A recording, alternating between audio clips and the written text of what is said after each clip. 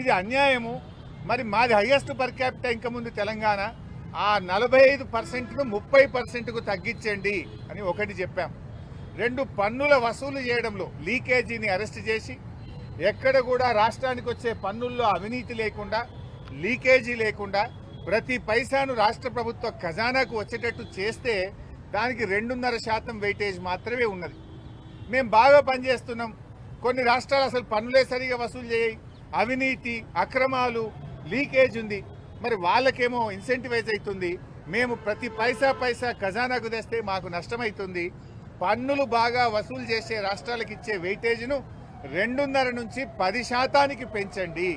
తద్వారా రాష్ట్రాల మధ్య పోటీ పెరుగుతుంది, రాష్ట్రాల ఆదాయం పెరుగుతుంది అనేటువంటి విషయాన్ని ఆర్థిక సంఘం దృష్టికి తేవడం జరిగింది.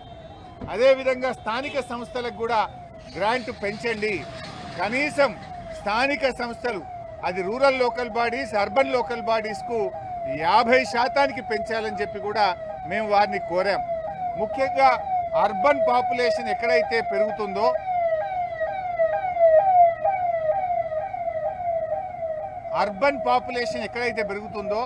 ఆ రాష్ట్రాల గ్రాంట్స్ తగ్గుతూ ఉన్నాయి. తెలంగాణలో పట్టణీకరణ వేగంగా జరుగుతూ ఉంది కనుక తెలంగాణ లాంటి రాష్ట్రం నష్టపోకూడదు. అందువల్ల స్థానిక సంస్థలకు గ్రాంట్ 50% పెంచండి. పట్టణీకరణ ఎక్కువైతున్న రాష్ట్రాలకు నష్టం జరగకుండా కూడా చూడాలని చెప్పి కూడా మేము చెప్పడం జరిగింది. అదేవిధంగా కరోనా సమయంలో కేంద్ర ప్రభుత్వం మరి క్యాపిటల్ ఎక్స్పెండిచర్ ఎక్కువ చేయాలని, ఎకానమీ పెరగాలని, ఉద్యోగాల కల్పన జరగాలని అధిక అప్పులను రాష్ట్రాలకు ఇచ్చి ఖర్చు పెట్టించారు. అది రాష్ట్రాలకు భారంగా మారింది. ఆ అప్పులను కేంద్రమే తీసుకునే విధంగా రికమెండేషన్ ఇవ్వాలని చెప్పి కూడా మేము కోరడం జరిగింది. అదేవిధంగా తెలంగాణ మరి ఒక ప్రత్యేకమైన పరిస్థితి. కృష్ణా, గోదావరి నదులు 70 మీటర్ల నుంచి 150 మీటర్ల ఎత్తులో ప్రవహిస్తుంది. తెలంగాణ ప్రాంతమంతా కూడా మరి 300 నుంచి 600 మీటర్లలో తెలంగాణ భూభాగం ఉంటుంది. ఈ ప్రాంతానికి నీళ్లు రావాలంటే లిఫ్ట్ ఇరిగేషన్ తప్ప ఇంకొక మార్గం లేదు. అందుకే కేసీఆర్ గారి నాయకత్వంలో పెద్ద ఎత్తున రాష్ట్రంలో లిఫ్ట్ ఇరిగేషన్ ప్రాజెక్టులు కట్టాం. తద్వారా మనము పెద్ద ఎత్తున పంటలకు సాగునీరిచ్చి వ్యవసాయ విస్తరణ జరిగింది. దేశంలోనే అత్యధిక వరి పంట పండే రాష్ట్రంగా కేసీఆర్ గారు తెలంగాణను మార్చిన విషయాన్ని ఆర్థిక సంఘం దృష్టికి తీసుకుపోయాం. అందువల్ల ఈ లిఫ్ట్ ఇరిగేషన్ స్కీముల మెయింటెనెన్స్కు కనీసం ఒక 40,000 కోట్ల రూపాయలు కేటాయించాలని 16వ ఆర్థిక సంఘంను కోరాం. అదేవిధంగా పాలమూరు ఎత్తిపోతల పథకానికి జాతీయ ప్రాజెక్టు హోదా ఇవ్వాలని, పక్కన ఆంధ్రప్రదేశ్కి ఇచ్చారు, కర్ణాటకకి ఇచ్చారు, ఉత్తరప్రదేశ్కి ఇచ్చారు. తెలంగాణకు అన్యాయం చేస్తుంది కేంద్ర ప్రభుత్వం. పాలమూరు రంగారెడ్డికి జాతీయ హోదా ఇవ్వాలని కూడా బీఆర్ఎస్ పార్టీ పక్షాన కోరాం. మిషన్ భగీరథకు మరి ఇవాళ కేసీఆర్ గారు దేశంలో అన్ని రాష్ట్రాల కంటే ముందు ఇంటింటికి తాగునీరిచ్చే మిషన్ భగీరథను ప్రారంభించారు. ఇది మేము బాగా పనిచేయడం వల్ల మాకు నష్టమైతా ఉంది. కేంద్ర ప్రభుత్వం హర్ ఘర్ జల్ కార్యక్రమం చేపడితే మీరు ముందే చేసుకున్నారు అని ₹1 ఇస్తలేరు. వీళ్ళు ముందే చేసుకున్నారు, వీళ్ళ గ్రాంట్ ఇవ్వండి అని నీతి ఆయోగ్ మరి 19,205 కోట్లు ఇవ్వమని కేంద్రానికి రికమెండ్ చేసినా ₹1 ఇయ్యలేదు. 15వ ఆర్థిక సంఘం వీళ్ళు ముందే చేసుకున్నారు, కనీసం మెయింటెనెన్స్ కన్నా 2,350 కోట్లు ఇవ్వండి అని చెప్తే ₹1 ఇవ్వలేదు. అంటే ఇలా మేము ముందు చేసుకున్నందుకు, మంచిగా పనిచేసినందుకు, మిషన్ భగీరథ ద్వారా ఇంటింటికి నీళ్లు ఇచ్చినందుకు కేంద్ర ప్రభుత్వం హర్ ఘర్ జల్లో పైసా ఇయ్యదు. 15వ ఆర్థిక సంఘం మెయింటెనెన్స్ కు 2,350 కోట్లు ఇవ్వమంటే పైసా ఇవ్వరు. నీతి ఆయోగ్ 19,205 కోట్లు ఇవ్వమంటే కేంద్రం పైసా ఇయ్యదు.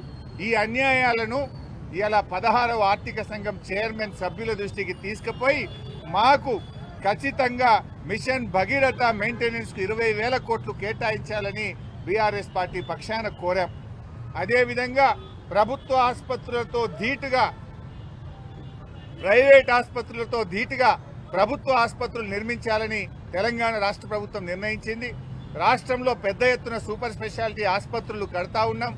మరి పేదలకు కూడా కార్పొరేట్ వైద్యం అందాలని చెప్పి ప్రభుత్వ ఆసుపత్రులను బాగు చేసే కార్యక్రమం చేపట్టాం. దానికి 10,000 కోట్ల రూపాయలు కేటాయించాలని 16వ ఆర్థిక సంఘాన్ని మేము కోరడం జరిగింది. ముఖ్యంగా ఈరోజు దేశంలో అధికారంలో ఉన్న కేంద్ర ప్రభుత్వం ఆర్థిక సంఘం యొక్క రిపోర్ట్లను కూడా తొక్కిపెడతా ఉన్నారు. 14వ ఆర్థిక సంఘం వరకు కూడా ఆర్థిక సంఘం రిపోర్ట్లను యథావిధిగా అమలు చేసిన చరిత్ర ఈ దేశంలో ఉంది. మొదటిసారిగా 15వ ఆర్థిక సంఘం నివేదికను కేంద్ర ప్రభుత్వం పిక్ అండ్ చూజ్ లాగా ఇష్టమున్నవి చేసిండ్రు, ఇష్టం లేని చేయలేదు. తెలంగాణ రాష్ట్రానికి స్పెషల్ గ్రాంట్ కింద మరి 723 కోట్లు, సెక్టర్ స్పెసిఫిక్ కింద 2350 కోట్లు, స్టేట్ స్పెసిఫిక్ కింద 3024 కోట్లు, 6097 కోట్లు ఇవ్వాలని 15వ ఆర్థిక సంఘం చెప్పినా తెలంగాణకు ఒక్క పైసా ఇవ్వకుండా ఇవాళ కేంద్ర ప్రభుత్వం అన్యాయం చేసింది.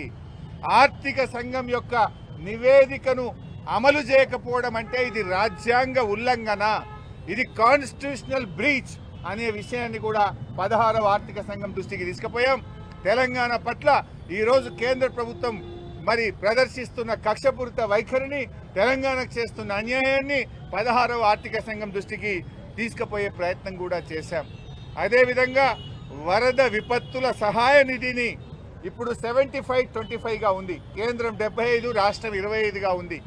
దాన్ని గతంలో ఉన్న విధంగా 90-10కు మార్చాలని చెప్పి కూడా బీఆర్ఎస్ పార్టీ తరఫున ఆర్థిక సంఘంను మేము కోరడం జరిగింది.